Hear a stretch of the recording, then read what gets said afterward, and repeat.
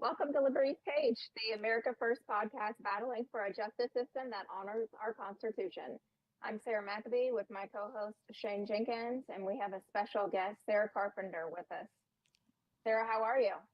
I'm well. How are you, Sarah? Good. Shane, how are you? I'm doing great. Yeah, recovered from the weekend? I'm trying to just now. The box showed us New York and Long Island, and good time that. Yeah, for sure. Let's unpack the weekend. So on Friday, we saw Studio 6B live. Tell the audience about that. No, it was Studio Six. Man, showed so much. Um, I used to watch like every night, but not every night. And really to get to meet and just we did a few shots and had a good time. Kevin Downey Jr. Radio. Okay. Okay.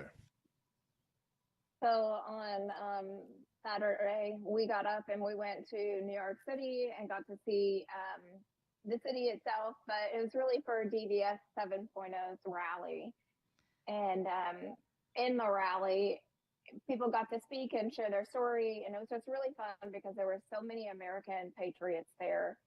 And then we left and we got to explore the city. And if you've seen the America First Warehouse van, it makes a statement. We had the door open with the lights on and the music playing, flags everywhere. And I will say that we did get a couple of fingers, but the majority of people really liked us.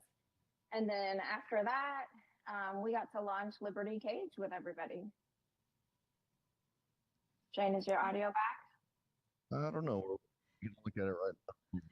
Technical difficulty.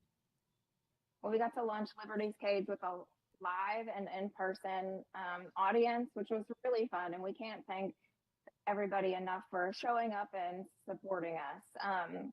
And then on Sunday, we got to go to do a Trump train in a rally with the Belmore Patriots. And I will say, I think one of the most surprising things is even people that are involved with this movement, they still don't know the details of January 6th. They know that it was a setup and they know that there were assets on the ground, but there were so many intricate details that is still need to be told. And so that is what our goal is with Liberty's Cage. And as we have a guest, Sarah Carpenter. Sarah, will you tell us a little bit about your experience on January 6th? Yes, I can. And it was such a so many facet things were going on that it is hard to sum up. It's hard to just and to what you were saying, how people are waking up, and then there are some that really know. They know what happened. So it is a mix of when you tell the story, sometimes you don't realize how much they're aware of it. They know.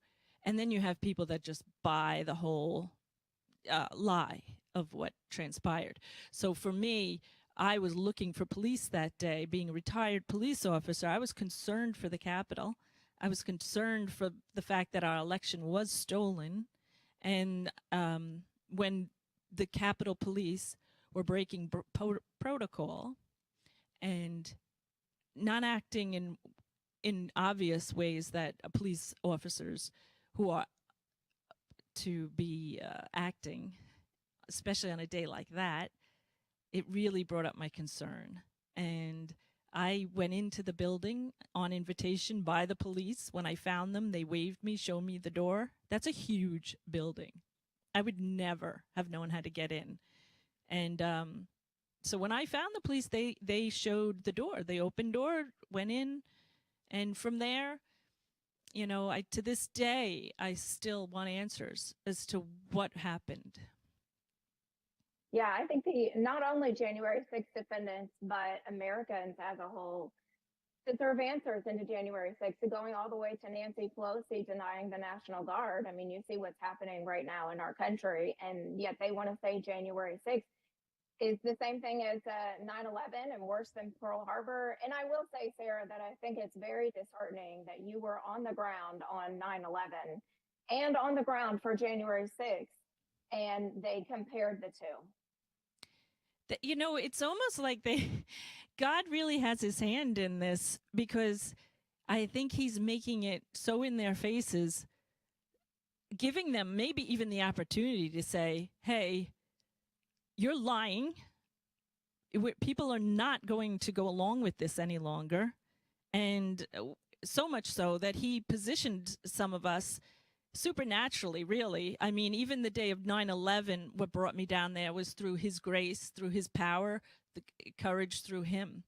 And again, January 6th, it was through his grace and his power that I was able to witness what I did that day, so that I can stand still and let the public know, those that really don't want to be lied to. I think we have to acknowledge the fact there are people out there who want to be lied to, who are against the Constitution, that live amongst us, and even may walk in the ranks of trusted positions of authority. And it's those things that I think this program and the two of you speaking on these issues, I think will really part the waters to make it clear, hey, if you're a police officer, I heard if you're in military, things like that, these protesters right now, they're actually protesting the Constitution. They're not for the Constitution.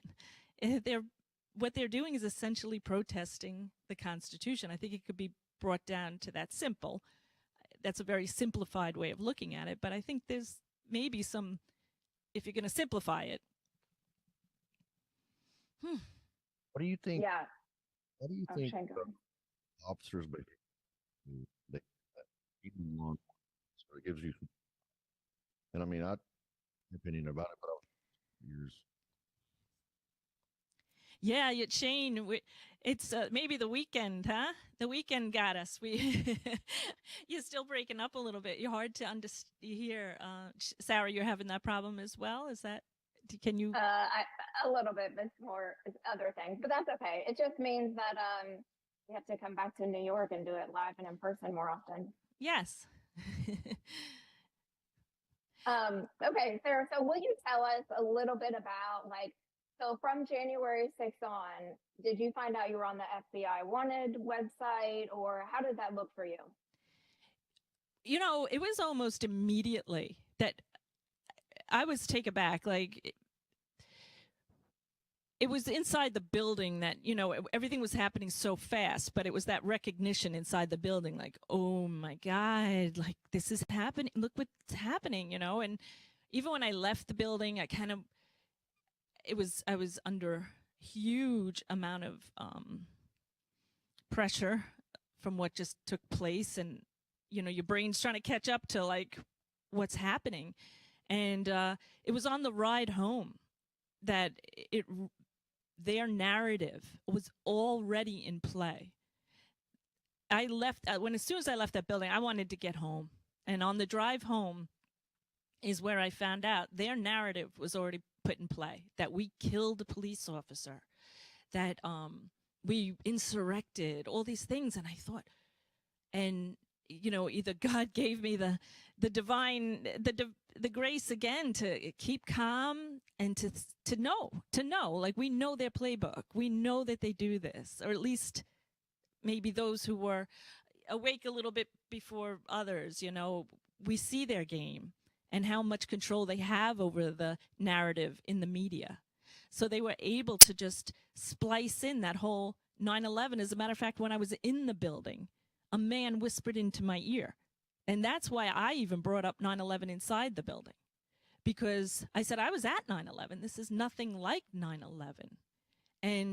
But it's only in retrospect that you can recognize what they were doing.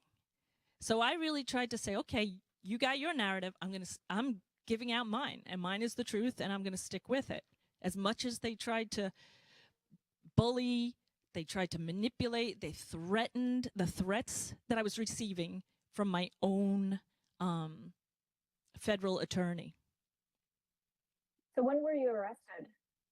I'm sorry, what was that? When were you arrested? I was arrested. So they came to my home on Martin Luther King Day, right after, which it is about in January. At the time, it was the date, and they came just to question me as to what happened.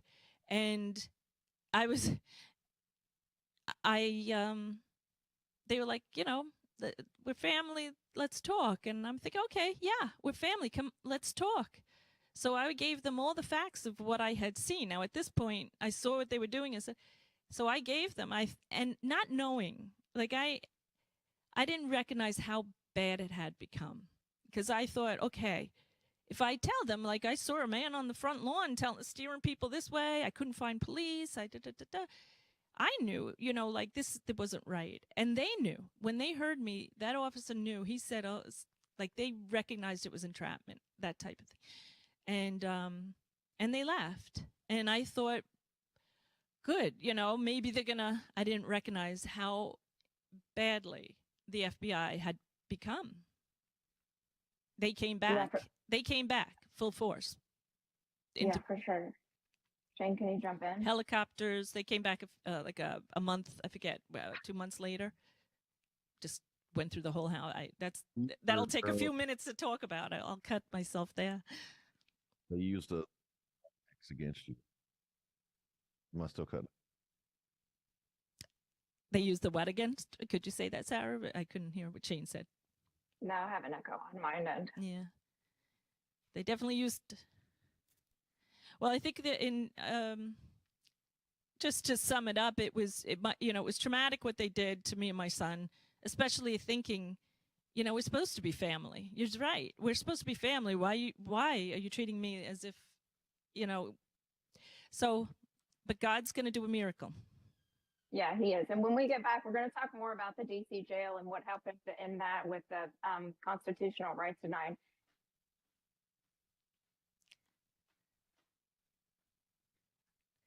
Okay, we're on commercial? Yeah. Sorry, I didn't give you enough time there to do the next. We got to try. No, that's okay. What do we need to do? Echo is. Yeah. Who broke the television?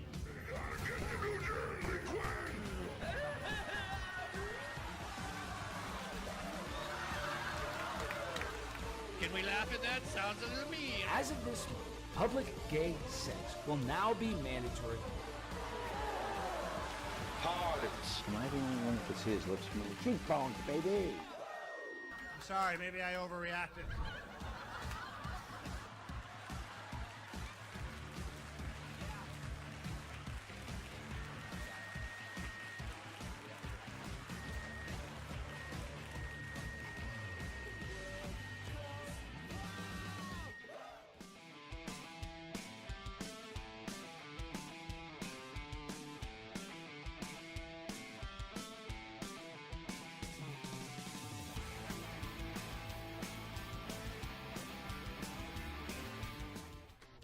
Are you a musician, comedian, actor, filmmaker, or artist who stands for traditional American values? Do you believe in the preservation of our nation, our culture, and our freedoms? If you share our passion for America and want to use your talents to make a difference, we want to hear from you. Our mission is clear. Through the arts, we uphold the principles of freedom, faith, family, and the American spirit. It's time to step up to the mic and make your voices heard. So contact us at AmericanConservativeArtists.com. The dehumanizing rhetoric of Adolf Hitler, Donald Trump's language mirrors this directly. Well, Hitler was duly elected. Let's deal with Hitler, okay? I don't think it's hyperbolic to say that is Mussolini Hitler-like language.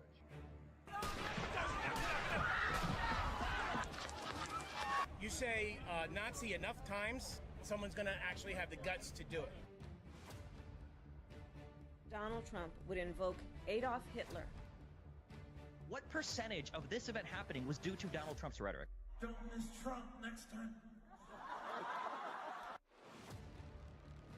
What do you make of the excess deaths? None of us, not the president, not those hypothetical guys in the smoky rooms, fully know what's going on, but we can speak about the unfolding of recent history with certainty. Donald Trump is an existential threat to our democracy. That is not how it works. That is a threat to democracy. No. No. You anti-Semitic piece of... When you make it difficult for people in their lives, they lose their ideological bullshit. Free fries when you get vaccinated? Vaccination. Welcome back to Liberty's Cage. Capitol Shadows is where we start. Shane, the DC jails were hell for January 6th patriots. Mold, sewage, roaches, you lived it. Tell us about it. Yeah, no, absolutely. The DC Quad was something to behold. We black mold in ourselves, like you see cockroaches. There was enough mice running around that some guys caught some and kept them for pets. Even named one like a mouse. Whole another story. You know, a lot of things kind of talks. We're going to talk about parts later, but you know, the medical treatment that we received was horrible. Scott Fairland was cancer treatment while we were here. Bart Shively was supposed to be receiving. I don't believe he properly applied that, which led us to where he had. But you know, they denied us basic human rights: haircut, religious service, patient with our families, fingernail clippers. It was just a tragedy the way they were treating, you know, and like we've said before, 72% of all January 16th are first responders or veterans. And it is unfortunate that these people that the government trained to behave to protect each other and to protect the Constitution and defend the public, and for them to treat them that way and to throw them in a situation like this where we're literally living in squalor, and in the heart of the beast. Like before I went to the DC jail, I knew that the DC jail was one of the worst jails in the nation. I believe it was like in the top 10 of worst jails to be in the United States. And so it's so bad that you know, in the federal prison, the guys from the DC jail have a reputation of being, there's something very wrong with the people from DC, and people stay away from the inmates that are in DC. And I believe it's partially a product of the environment that they live in the DC jail, and the way the guards treat them, and then the way they treat each other. It's just unfortunate that they have to endure that as well as we did. You know, we weren't, you know, and I tell a lot of people, I have a checkered past before I gave my life to Christ. And I've been to some of the worst jails in the nation, and to see people treated that way, the way we were treated in the DC jail, was just shocking to me. And so I can't wait for there to be accountability. I hope I get to walk in there one day and see some of those people get fired or get hauled out in handcuffs. That would heal a little piece of my heart right there. Yeah, for sure. It wasn't just the place. The guards called you all white supremacists, locked you in solitary confinement. It's not justice, it's targeting.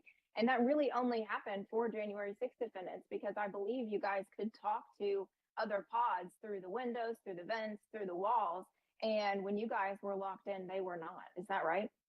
No, absolutely. And we were able to, eventually they moved us next door to another pod that had regular DC inmates in it. And sometimes guys would go to medical and they would be across the hallway from the DC inmates, or we could talk to them in passing kind of. And we found out information that, for instance, that they were allowing Muslims to use a religious exemption for the vaccine. And so they were able to get their visitation. They were able to get their time at the mosque. And or that, you know, we were being held in our cells like 23-1 or 22-2, 22 hours in our cell, 2 hours out. And while the rest of the jail was doing 10 hours out a day or 5 hours out a day. So we were being treated differently. And then if you think about it, the inmates in the jail are 99.9% black. And then the guards are probably the same, 99.9% black. Well, there's a lot of people from Africa that actually work there.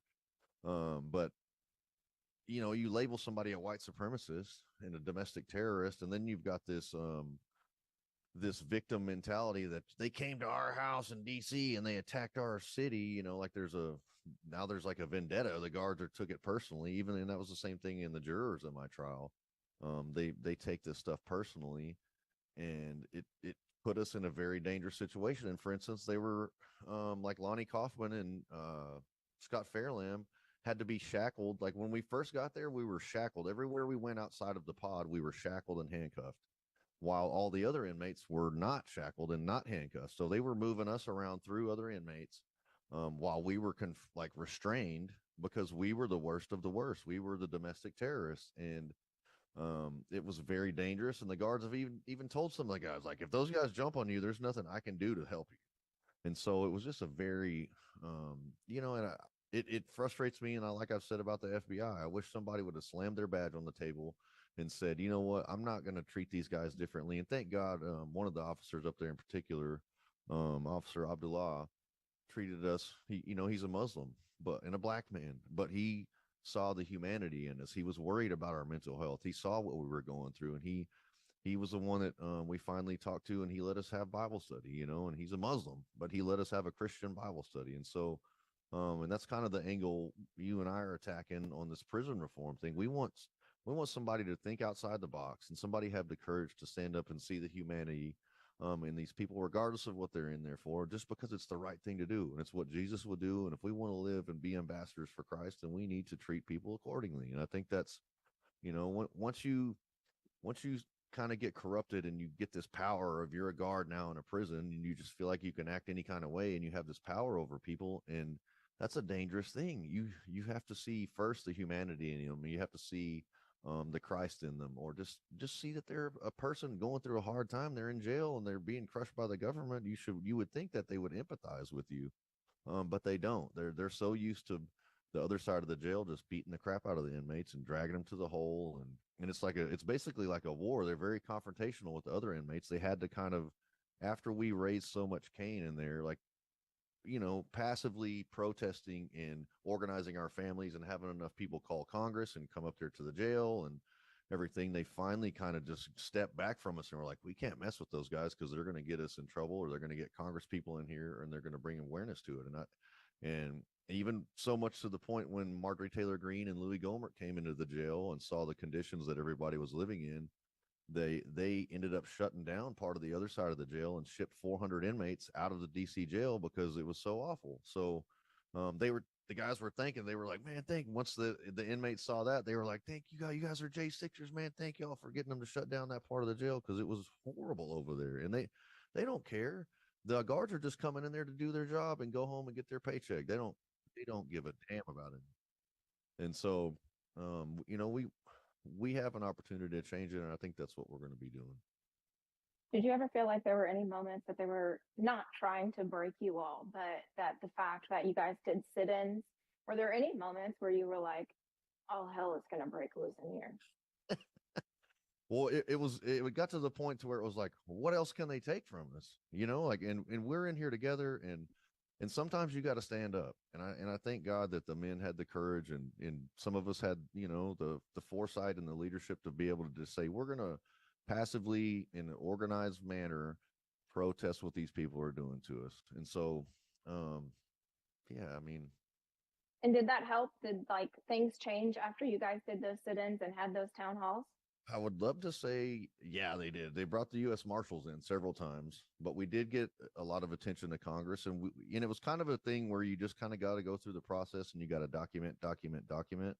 And so now when we've been denied all these things for 2 years, and we've shown that, in those 2 years, the U.S. Marshals were probably in there 3 or 4 times. And so now, why did none of those things change after we addressed it to the head of the U.S. Marshals? Now you can go back and you can show, well, hey, this guy came in here and he knew you weren't getting visits for 2 years. And he knew, because we documented everything we told him. We probably still have some of the notes and some of the stuff that I brought home from the jail. But now we can go back and say that dude knew exactly what we were going through. And he gave us the runaround. He just, blah, blah, blah, said, I'm going to do something, and never did anything. And so it became effective later on when Troy Nehls finally came. Some things started to change, but and that's, I think, the beauty of standing in the gap. We are going to be a voice for the voiceless. We already are, and we were doing it from inside, and we're going to continue to do it out here. So I'm excited. Yeah, I think it's important. If people really want to see what went on in the jail, they need to go back through your Twitter. When I was looking some things up today, some posts popped up, and it was just, you were trying to get information out to the general public. And that's really how the Real J6 and Stand in the Gap started, was they truly were trying to crush your all spirit and keep you locked away, and, much like a redheaded stepchild. But, and so you were getting information out, and that's where a lot of the call of actions came to be. And it wasn't just for January 6th defendants. Correct me if I'm wrong, but I believe that the general public was thanking January 6th defendants when they would pass them in the hallways, or when you guys were even leaving on the buses going to different federal prisons. They were grateful because what they had been endured and screaming from the rooftops for all of this time started to change. Well, and they've kind of lowered the status. They've just kind of lowered the status quo to where the jail's so messed up. They just like kind of like, well, this is just what life has become, and that shouldn't be the case. And it's an honor to stand up for all those men and women from DC too. It doesn't, and that's the thing. That's the difference about us and the left. Like we will stand up for what's right for everybody. Like I'll stand up for everybody's First Amendment right, everybody's Second Amendment right. I'm not going to just do it because it's the conservatives or the Republicans or the Christians. I want to do it for everybody. Well, I think it boils down to we need to look at the incarcerated population as American citizens because they still have constitutional rights. They are doing time for something that they did. Sure, wrong place, wrong time, made a bad decision. And they do, like you said, there are places for people like rapists and murderers and, all of that sort of thing. But there are people in there that could be good people. And I think that's the thing about Stand in the Gap. But one of the things that we are going to talk about on the next segment, if you briefly want to touch upon it, is that the medical care was a disgrace. And Judge Lamberth actually called it a civil rights violation in 2021.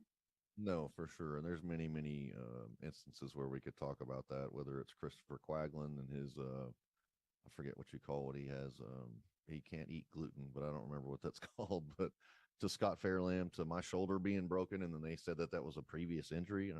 This is crazy. So, yeah, we'll touch more on that here in the next segment. But yeah, for sure, we're going to particularly stick around because we're going to talk about a very special January 6th defendant that is in layman's terms passing away quite literally at this moment, and we are working very hard to ensure that his wishes, his final wishes, are completed. So stay tuned. Corrupt judges, broken families, families torn apart. This is injustice. If you've been wronged by the system, join us. Don't stand alone. Hi, I'm Gary Jacobs, president of Americans for Legal Reform. We're the oldest legal reform group in the United States. The justice system in the United States should be transparent, fair, and open to everybody and accessible. Unfortunately, many times that's not the case. At Americans for Legal Reform, we are here to help. Join the movement. Visit AmericansForLegalReform.com and help reform the system before it fails you. The America First Ultra MAGA store. For all your MAGA needs. We sell t-shirts, tumblers, flags, hats, sneakers, bumper stickers, and a whole lot more. The most patriotic America First retail store. The America First Ultra MAGA store. Welcome everybody to the Not So Newlywed Show, where 3 couples are going to compete for really great prizes. Okay, Donna, we asked Mike, who complained first on your honeymoon, you or him? What do I think? Yeah, what do you think? I think he said... Lisa, this ain't the SATs. Just tell us what... Donna, who complained first on the honeymoon? I'm sure it was me, but I have no idea. Donna is right. No, it's always me. What celebrity would you pick for a one-day pass? For me? Yeah, for you, not for him. Matt Damon. Matt Damon! Wow! Who do you hate the most on her side? That rotten no... There are so many choices. Thank you all, and thank you for coming out.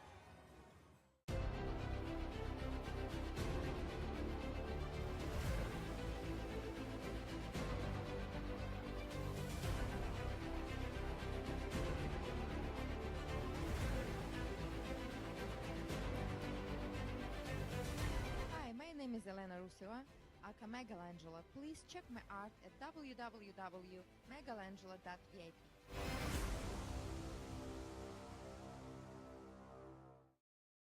America First Warehouse was really the most patriotic venue that you can ever imagine. We wanted to build something for people to be able to come to and feel so comfortable and so relaxed because there is nothing out there like it. We give an opportunity for people to really feel good about themselves and about this great country.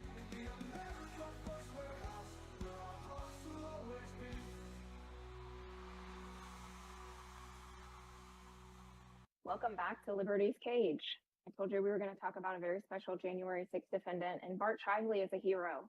He's a Marine, a January 6th patriot. He was battling non-Hodgkin's lymphoma even while he was incarcerated in the DC gulag. And his story is breaking our heart. Shane, you knew Bart for 2 years while you guys were in jail. What was he like fighting cancer behind bars?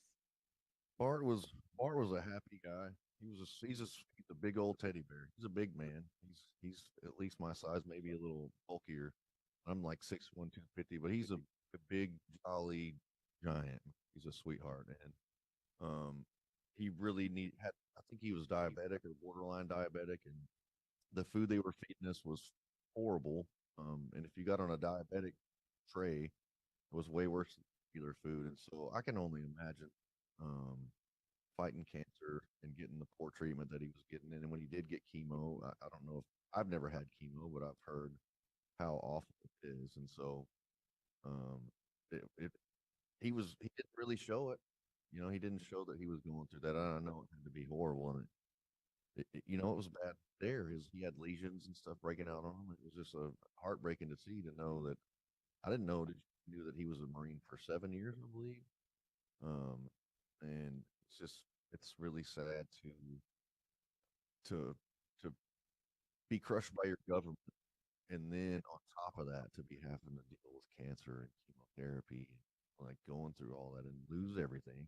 And so it is a tragedy, and just, I hope you can hear this, Bart, that we're praying for you, and we love you, buddy. Yeah, for sure. We're definitely out here fighting for him. And all January 6th defendants. Bart's on hospice now with hours, days left. Recent post on X with no prior record, yet 18 months held without bail. It's unjust. Shane, how did Bart's health struggle affect you all and the others in jail? I mean, I remember at some points we were putting out calls to actions where we didn't even know where he was. We were just hoping he was being taken to the hospital. Yeah, no, I mean, there was times we had to always stand up for, like, whenever, if, like, the sit-ins, it's kind of like, finally, sometimes enough has to be enough. We have to stand up for each other and do what's right. And, we resisted for Bart, for others that were suffering under medical malpractice, is what I would call it. But it was just a tragedy. There's nothing we could do. Can't give him medicine. Can't, do anything for him. We just have to walk with him through that. Yeah, I mean, I remember at one point he was in solitary confinement, and there were other January 6th defendants like across the hall, like yelling at him because he was just laying there. He had chemo before that, and he was just sleeping on a steel bunk. I didn't know what it looked like, but a steel bunk, and they were just trying to make sure that he was even alive, and that is not just for the DC jail. Shane, I'm sure you have stories about medical in the federal facility. No, absolutely. And, for instance, where I left from, Terre Haute, Indiana, Medium, there are people that regularly test positive for H. pylori, which is a precursor really for stomach cancer. That particular virus or bug or whatever it is, it's in the water, contaminated water that they were given to the inmates. And they knew that people go to medical and they document, hey, you've got H. pylori. Hey, you've got H. pylori. So they know there's something going on, and they continue to leave it open. And we talked about it, I think, this past weekend, that the place is condemned, and they have a factory there that makes $3 million a year, I guess, and or maybe a month, you have to pay $1 million fine to keep the prison open. So they're willing to pay the $1 million fine to make the $2 million. It's just, and then leave people under those horrible conditions. So there any number dental, you can't. It's 2-year wait to get your teeth cleaned. They don't do fillings. They will do is, if you have something wrong with your teeth, they'll pull it. It's like, you can get it pulled, you can just deal with it. And that's, I wouldn't do that to anybody, even my worst enemy wouldn't do that. No, it's such a disgrace too, because you think of the people, American citizens, not American citizens, that are in this country, and they get free medical care. If you walk into a hospital, they have to treat you. And we're not even treating our own citizens that way. No, that's right. It's unacceptable. I don't understand how it's even legal for that to go on in America. I feel like people should have regular checkups, should have regular dental appointments, regular teeth cleaning. You need a filling, get a filling. I understand you shouldn't be getting veneers in prison, but root canals, whatever it is, to help have good teeth and healthy teeth should be done. I don't understand how. Well, and I think the time too. I mean, you spent how many months? 32 months in the DC jail before you went off to federal prison. So when you got to federal prison, that's really when your time started, right? So you said 2 years for dental cleaning, and I think it's a year for physical. But you had already been in jail for almost 3 years prior to that, but they didn't start that time clock until you arrived in Philly. That's right. When I did break a veneer while I was in there, so I had the Bubba tooth going on. I got out. It's just crazy that they don't take care of their true American citizens. And we can sit here and talk about that all day long, but talk is cheap and it's all about action. And so for the next few minutes, Shane, I just really want to talk about how Stand in the Gap is stepping up, not just for January 6th defendants, but right now specifically for Bart. And we're raising money for Bart's funeral and to bring January 6th patriots to his celebration of life, because that's one of his last wishes. Yeah, I've been dealing with it for a few days. I can't begin to understand what Bart is going through, but I've tried to see the bright side. And somebody said it on you had a prayer thing, a Bible study on Twitter Spaces last night with January 6th guys, C2B guys running. And the one upside I can see I'm going to get to see a lot of my brothers and sisters, and we're going to get to honor Bart and send him off and wish him well. I don't like to talk about it now, as he's deteriorating. But I think, he's going to be a reason for us to gather together and to honor him. We make sure that his dogs are taken care of. We want to make sure that he gets the funeral that he deserves. The military burial, whether it's, I don't know if it's bagpipes, if it's 21 gun salute, honor guard. I don't know what exactly a military funeral entails, but I want to see him off, and I want to see him off well. And I don't want us to, spare any expense to that effect. And I want as many people to be there that want to be there as possible. So if the American public wants to help us fund that and get us January 6 people that want to attend, then please go to standinthegap.com/Bart. Yeah, for sure, because we're definitely fighting for Bart's memory, and it kind of just brings tears to my eyes just even thinking of January 6 defendants that are going to be there, that serve time with him, that are going to be able to share some really good stories and memories of him. It's not something that, like we've talked about, it's been difficult mentally and emotionally for all of us. And I think Sarah can testify to that. None of us really feel whole, and it's been difficult. And I just I know I am. I will. Whatever, God will give me strength to get through it, but I'm not ready to bury one of our own yet. No, I have always said if it's time for Bart to go home, then the Lord's done with him here. And I think it gives even more reason for January 6 defendants to fight, because you think of what his life was, a living hell for the last 4 years because of the federal government. And now he was literally fighting for his life against the federal government. It gets no bigger than that. And then fighting for his life medically. And he should have not spent a day in jail, and he should have been able to do the things that he wanted to do. He got this cancer from Camp Lejeune, and so that's kind of inevitable for these people. But he should have been able to be out and be with his family and his dogs and do all of the things that he wanted to do. But he even got out prior to the pardons, and he had to rebuild his life while still fighting for his life. Well, and due to the weaponized nature of the way they treated January 6th, if it would have been, basically what would be a simple assault that would probably be punishable by like 90 days in jail or something, like maybe 30 days in jail. There's no reason he shouldn't have been able to be out on bond for a medical exemption, to be able to be with family and friends and his dogs and everybody else. And it's unfortunate they treated that man that way. It's a slap in the face after Camp Lejeune giving him cancer, and then here you come with this, and you weaponize the government and crush this man, and he's taking on the world. And it's a tragedy, and so I hope that God keeps his hand over him and gives him peace. And we're cheering for you. We love you, Mark. Yeah, for sure. It's important to honor his wishes and do what we can for him to, walk this road home with him. And that's what we're called to do as Christians. And that's our brother in faith. And so, Shane, what would you say to Bart right now if he was hearing us? I would just say, buddy, you know, a lot of people love you. I could go down the list, Don and Donna. You know, we love you. I know this has been hard. It's unfair. I don't like it. Um, but God has got you, bro. And I know if there's one thing that I know that you love Jesus Christ. I know that I'm gonna get to see you again someday. And I don't want you hurting. And I just want you to be at peace and rest. And I pray that God will pull you through this. But ultimately accept his will for your life. And I'm cheering for you no matter what, here or in heaven. I know all the January 6 guys will have an angel looking down on them. So we love you, bro. Yeah, for sure. It's a never easy thing to do.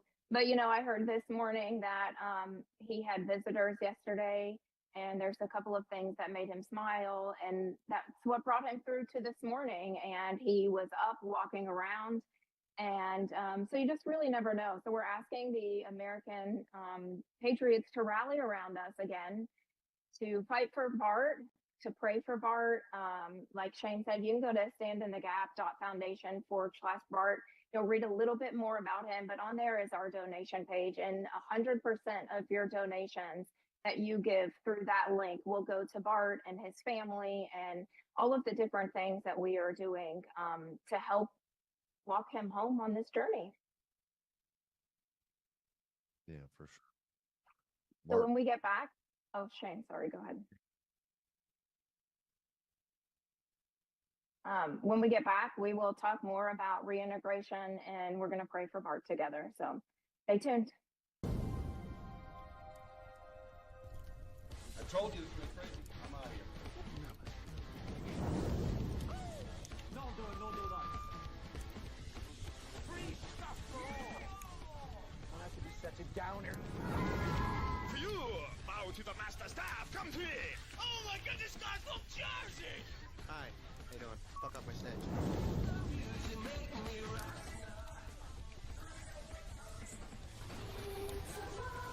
I'm pretty sure I'm a woman. No, you're not, Steve. Oh!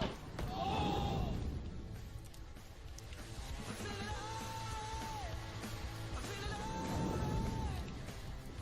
You're wet on my side. Now instead of a poke, you're getting a smack. What have I done?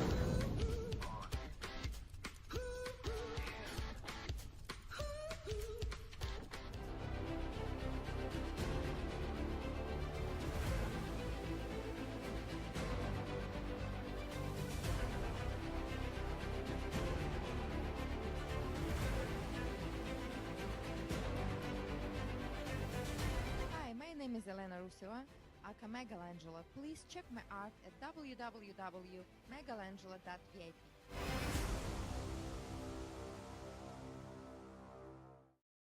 It's me, Joe the Box, at the America First Warehouse, the most patriotic venue in all the land.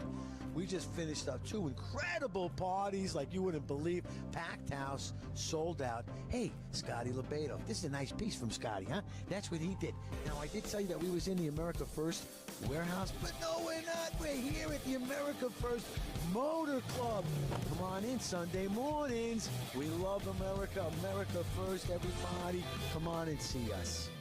Are you a musician, comedian, actor, filmmaker, or artist who stands for traditional American values? Do you believe in the preservation of our nation, our culture, and our freedoms? If you share our passion for America and want to use your talents to make a difference, we want to hear from you. Our mission is clear. Through the arts, we uphold the principles of freedom, faith, family, and the American spirit. It's time to step up to the mic and make your voices heard. So contact us at AmericanConservativeArtists.com. America First Warehouse was really the most patriotic venue that you can ever imagine. We wanted to build something for people to be able to come to and feel so comfortable and so relaxed, because there is nothing out there like it. We give an opportunity for people to really feel good about themselves and about this great country.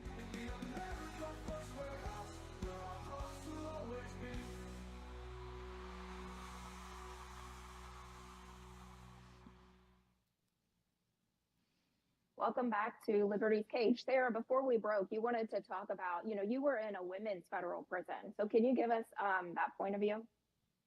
Sure. Originally, I never surrendered because I've surrendered my life to Jesus Christ. So when I was in I was in Brooklyn originally, MDC Brooklyn, where Epstein wasn't Epsteined at this point. I mean, but I was there for a few months. Then I was transferred over to Aliceville, Alabama, which I was sent so far. I have an elderly parent. They put me so far away from my family, so there was no visitation possibility. And also in Brooklyn, let's just say the guards worked very closely with the prisoners. And then in Aliceville, and on my transfer over from Brooklyn to Alabama, I was put in solitary confinement because I was a January 6er. That's what they told me. So I was there for a week. It probably would have been longer, but every day I went at them and I said, I want to speak to the warden. I spoke to the warden. Made it clear to her what she was doing was not in the guidelines of the BOP, that she was breaking the guidelines of the BOP by keeping me into solitary confinement. And finally, I was let into general population. And I have to say, the whole time, it was interesting. The women right away, they find out, as women do, we all find out things right away, and it gets around really quick. Whether I was a January 6er, and they wanted to get messages to Donald Trump. Please, help us in here, because there's very little communication from when you're in jail. And while I was in jail, a woman died from medical neglect, and there were a few suicides. Now you'd say, oh, well, these people are in jail. They probably had hard lives or anything, things like that, which is never just. You should never. But it really was clear that because we've had such a corrupt government, that our leadership has been so corrupt. I think that when you come down the line, it's so inhumane, and there's going to be no accountability. There were women in jail who did far less than what Nancy Pelosi is, what we know of with her trading, insider trading, things like that. There's women in jail right now who were overly prosecuted. It's a crime what's happening to American citizens. And it was also a deportation center. So women who were not legal were housed in this detention center, and they want to go home. They're asking to go home, and it's like, yeah, just let them go back to. Why are we keeping people here that can clearly be deported? So it's almost like a head count thing where money, it's about money. It's not about humanity. And I think if people really got a good eye opener, put aside the hypocrisy, put aside the politics, and just looked at the way our country, and again, I think it should start at the top, and then we'll see big changes where it needs to be. So. Yeah, Sarah, I actually think you were housed with Evelyn Williams, who was a pro-life activist who was praying outside of an abortion clinic. She also got pardoned by President Trump, but I believe she was in Aliceville as well. She was, and also Audrey Southard. She was another January 6th, so she had like 4 years, and she's an opera singer. Actually, while we were there, I do every year a 9/11 art exhibit. It's an art memorial, and I was seeking. Oh, that's the mental health issues in the prison is outrageous, and I was avoiding them. I just didn't want to. I said no to every medical thing they offered me because I just didn't trust them.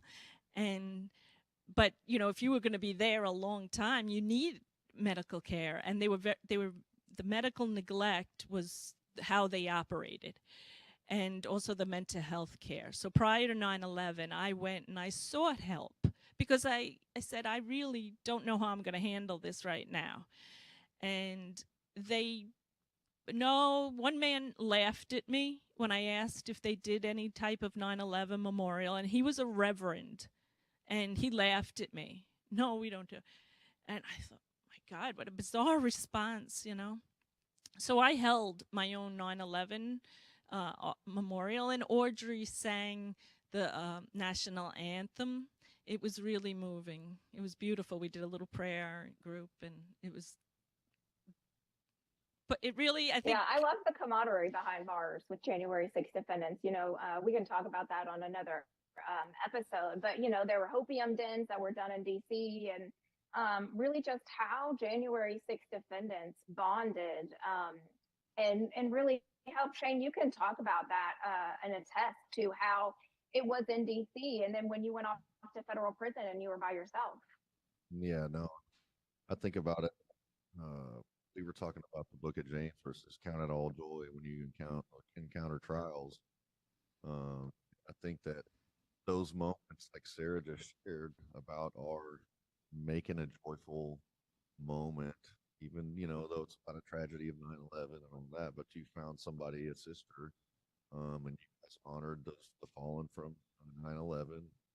Just, I don't think it sounds like you'll never forget that experience. And it's kind of like the Thanksgiving and the 4th of July that we had. And, you know, every holiday we would do something. We would cook a meal together, or, you know, and then every night sing an anthem together. There's just a lot to be said for being crushed and being under fire and coming together and having somebody that you can lean on, and somebody that you know is your brother or sister.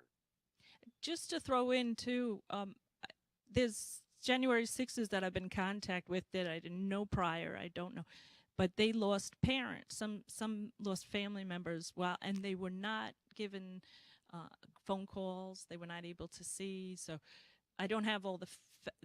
I know that happened, but I can't really remember who these people were.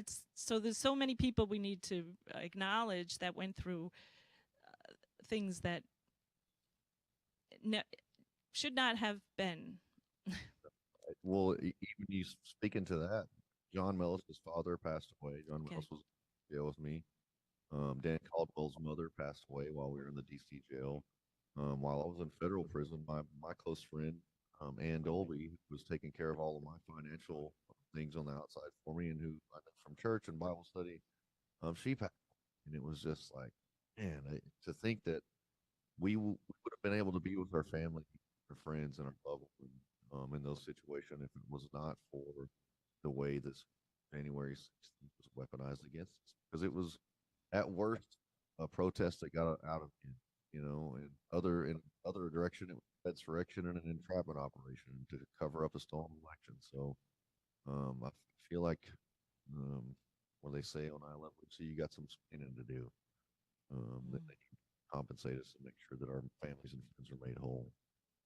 Yeah, Shane, will you take 2 minutes and talk about what this looks like now, how Stand in the Gap is fighting back against these things now that January 6th defendants are out? Well, yeah, I think we have a few different ways to attack this, whether it's through Congress, legislation. I know President Trump he's given people the knowledge that he's pro prison reform. He wants to change this, just like he made Alice Johnson, who was a drug mule and I had a life sentence, I guess. He pardoned her and made her the pardon czar. So that tells you that the man has a heart for the people who are being beaten, crushed by the government. And but I think we need to pass some legislation. I think we need to repeal the 93 crime bill that Biden wrote. I just think there's some things that we could go. I think the BOP needs to be a lot of investigations into these prisons, like you said. Sarah just said a minute ago that the guards and the inmates were working together, and I witnessed the guards' gangs coordinating and working together. In the world does that happen? It would be like, Sarah, you're a law enforcement officer. Imagine city police working together with the gangs in your city to, you know, orchestrate hits and stuff like that. It's fucking crazy. And so, and we know that the drugs are coming in likely through the guards, so a lot of times through drones and stuff like that. But there's no enforcement. And you know, part of it is I feel like the guards didn't feel like they had top cover because the previous OP director was more worried about the guards calling inmates by their proper pronouns for getting hormone therapy treatment surgeries or sex change surgeries. Oh.